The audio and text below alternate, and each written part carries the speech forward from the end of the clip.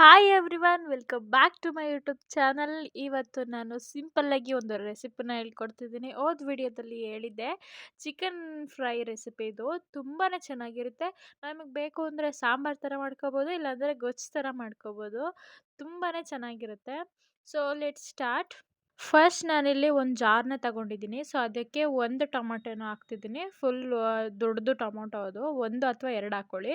So ಇಲ್ಲಿ ಸ್ಪೈಸಸ್ನ ಹಾಕ್ತಿದ್ದೀನಿ. Next ಚಕ್ಕೆ, ಲವಂಗ, ಏಲಕ್ಕಿ, ಹಾಗೆ ಒಂದು ಚಕ್ರ ಮಗ್ಗದು ಒಂದು ಎಳೆ ಅಷ್ಟೇ ಹಾಕ್ತಿದ್ದೀನಿ, ಯಾಕಂದರೆ ಜಾಸ್ತಿ ಸ್ಪೈಸಸ್ ಇರಬಾರ್ದು. ಹಾಗೆ ಕೊತ್ತಂಬರಿ ಸೊಪ್ಪು.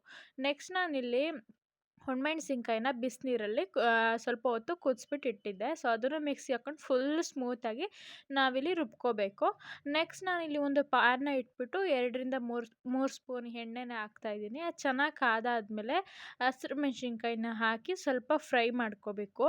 ಇದಾದಮೇಲೆ ಶುಂಠಿ ಬೆಳ್ಳುಳ್ಳಿ ಪೇಸ್ಟ್ ಹಾಕಬೇಕು. ಸೊ ಹಂಗಾಗಿ ನಾವಿಲ್ಲಿ ಸ್ವಲ್ಪ ಈರುಳ್ಳಿ ಹಾಕ್ಬಿಟ್ಟು ಶುಂಠಿ ಬೆಳ್ಳುಳ್ಳಿ ಪೇಸ್ಟ್ ಹಾಕಿದ್ರೆ ತಳ ಹಿಡ್ಕೊಳ್ಳೋದಿಲ್ಲ, ಹಂಗಾಗಿ. ಸೊ ಆಮೇಲೆ ನಾವು ಮಿಕ್ಕಿದ ಈರುಳ್ಳಿಗಳನ್ನೆಲ್ಲ ಹಾಕ್ಬಿಟ್ಟು ಫ್ರೈ ಮಾಡ್ಕೋಬೇಕು. ಇದೊಂಥರ ಚೆನ್ನಾಗಿದೆ ಮೆಥಡು, ತಳ ಹಿಡಿಯೋದಿಲ್ಲ. ನೀಟಾಗಿ ಫ್ರೈ ಆದ ನಂತರ ಸ್ವಲ್ಪ ಅರಶಿನ ಪುಡಿನ ಹಾಕ್ಕೊಳ್ಳಿ.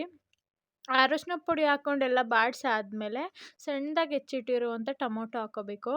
ಟೊಮೊಟೊ ಅಲ್ಲಿ ಒಂದು ಹಾಕಿರ್ತೀವಲ್ಲ, ಸೊ ಇಲ್ಲಿ ಒಂದು ಸಣ್ಣದು ಹಾಕ್ಕೊಂಡ್ರೆ ಸಾಕು, ತುಂಬಾ ಚೆನ್ನಾಗಿರುತ್ತೆ. ಸೊ ನೆಕ್ಸ್ಟ್ ನಾನಿಲ್ಲಿ ಚಿಕನ್ ತೊಳೆದಿಟ್ಕೊಂಡಿದ್ದೆ, ಅದನ್ನು ಹಾಕ್ತಾಯಿದ್ದೀನಿ.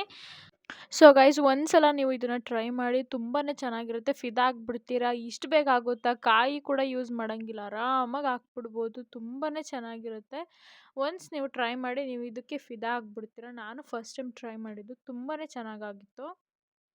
ಸೊ ನೆಕ್ಸ್ಟ್ ನಾವಿಲ್ಲಿ ರುಚಿಗೆ ತಕ್ಕಷ್ಟು ಉಪ್ಪನ್ನ ಹಾಕ್ತಾಯಿದ್ದೀವಿ. ಉಪ್ಪನ್ನ ಸ್ವಲ್ಪ ನೋಡ್ಕೊಂಡು ಹಾಕಿ, ಜಾಸ್ತಿ ಹಾಕ್ಬಿಟ್ರೆ ಮತ್ತೆ ಚೆನ್ನಾಗಿರಲ್ಲ, ಉಪ್ಪೋಗ್ಬಿಡುತ್ತೆ. ಸೊ ಹಂಗಾಗಿ ರುಚಿಗೆ ಎಷ್ಟು ಬೇಕೋ ಅಷ್ಟು ಉಪ್ಪನ್ನ ಹಾಕ್ಬಿಟ್ಟು ನಾವಿಲ್ಲಿ ಕಲಿಸ್ಕೊತಾ ಇದ್ದೀವಿ ಎಲ್ಲದು ನೀಟಾಗಿ. ಸೊ ನೆಕ್ಸ್ಟ್ ನಾನಿಲ್ಲಿ ಸಾಂಬಾರ್ ಕನ್ಸಿಸ್ಟೆನ್ಸಿಯಲ್ಲಿ ಬೇಕು ಅಂತ ಒಂದು ಲೋಟ ನೀರು ಹಾಕ್ತಿದ್ದೀನಿ. ಸೊ ನಿಮಗೆ ಬೇಡ ಅಂದರೆ ಸ್ಕಿಪ್ ಮಾಡ್ಬೋದು, ಚಿಕನಲ್ಲೇ ನೀರು ಬಿಟ್ಕೊಳ್ಳುತ್ತೆ. ಆಮೇಲೆ ರುಬ್ಬಿರೋಂಥ ಪೇಸ್ಟ್ನು ಹಾಕ್ಬಿಟ್ಟು ನೀಟಾಗಿ ಕಲಿಸ್ಬಿಟ್ಟು ಬೇಯೋದಕ್ಕೆ ಬಿಡಬೇಕು. ಸಾಂಬಾರ್ ಕನ್ಸಿಸ್ಟೆನ್ಸಿಲಿ ಇರೋದಕ್ಕೆ ಸ್ವಲ್ಪ ಅದು ಚಿಕನ್ನು ಆ ಥರ ಕಾಣಿಸ್ತಿದೆ. ಗ್ರೇವಿ ಹಾಕ್ಬಿಟ್ರಂತೂ ಅಲ್ಟಿಮೇಟಾಗಿ ಕಾಣಿಸ್ತಿರುತ್ತೆ ಚಿಕನ್ ಮಾತ್ರ. ಸೊ ನನಗೆ ಅನ್ನಕ್ಕೆ ಬೇಕಾಗಿದ್ದರಿಂದ ಸ್ವಲ್ಪ ಜಾಸ್ತಿ ಮಾಡಿಕೊಂಡೆ.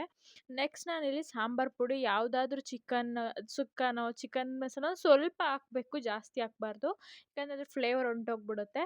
ನೆಕ್ಸ್ಟ್ ಕೊತ್ತಂಬರಿ ಸೊಪ್ಪು ಹಾಕ್ಬಿಟ್ಟು ನಾನಿಲ್ಲಿಗೆ ಈ ರೆಸಿಪಿನ ಎಂಡ್ ಮಾಡ್ತಾಯಿದ್ದೀನಿ. ತುಂಬಾ ಚೆನ್ನಾಗಿರುತ್ತೆ. ಒನ್ಸ್ ನೀವು ಟ್ರೈ ಮಾಡಿ. ಪದೇ ಪದೇ ಇದನ್ನೇ ಮಾಡ್ತೀರಾ, ಅನ್ನಕ್ಕಾಗಲಿ ಚಪಾತಿಗಾಗಲಿ. ಸೊ ಈ ವಿಡಿಯೋ ನಿಮಗೆ ಇಷ್ಟ ಆಗಿದ್ರೆ ಲೈಕ್, ಕಮೆಂಟ್ ಹಾಗೂ ಶೇರ್ ಮಾಡಿ. ನನ್ನ ಚಾನಲ್ನ ಸಬ್ಸ್ಕ್ರೈಬ್ ಮಾಡ್ಕೊಳ್ಳಿ. ಅಲ್ಲೇ ಇರುವ ಬೆಲ್ ಐಕನ್ನ ಕ್ಲಿಕ್ ಮಾಡಿ, ನಾನು ಮಾಡುವಂಥ ವಿಡಿಯೋದ ಡೈರೆಕ್ಟ್ ನೋಟಿಫಿಕೇಷನ್ ನಿಮಗೆ ಬರುತ್ತೆ. So thank you guys, thank you for watching. Love you guys. Bye.